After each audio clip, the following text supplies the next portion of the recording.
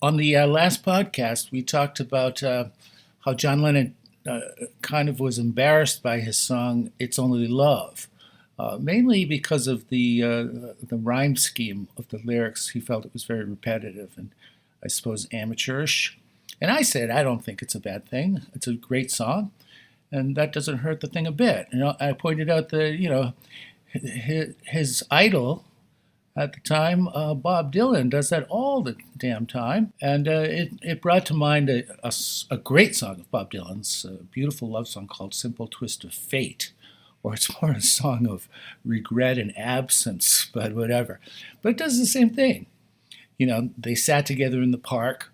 So park, dark, spark, and then it goes, they walked along by the old canal.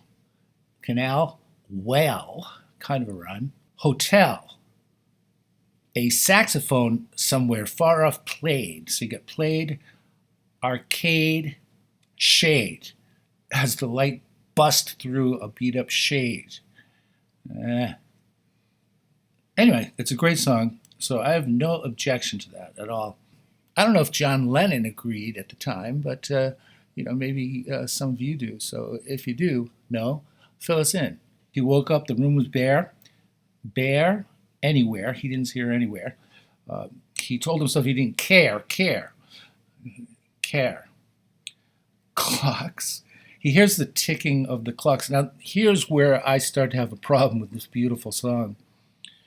Bob Dylan was never ashamed to write a little bit of doggerel into his lyrics in order to advance the narrative, I suppose, and just to keep the thing going, keep the motor running. So he hears the ticking of the clocks and walks along with a parrot that talks. I mean, that's kind of self-evident. It's like saying he gets into a car that drives. Nothing against Bob Dylan, by the way, but, it's a thing that he did sometimes. And, he's not the only one. And then there's another one that's worse. He goes, people tell me it's a sin to know and feel too much within. I still believe she was my twin, but I lost the ring. Now, that third line is very, very sentimental and nostalgic, and I forget the word I want, but has anyone ever told you it's a sin to know and feel too much within? I don't think I've had that experience. So it was just another device to get him to the next line, which was so nice. I still believe she was my twin, but I lost the ring. She was born in spring and I was born too late. Blame it on a simple twist of fate. So he needed those two lines. That's a sin to feel too much within there to get him there.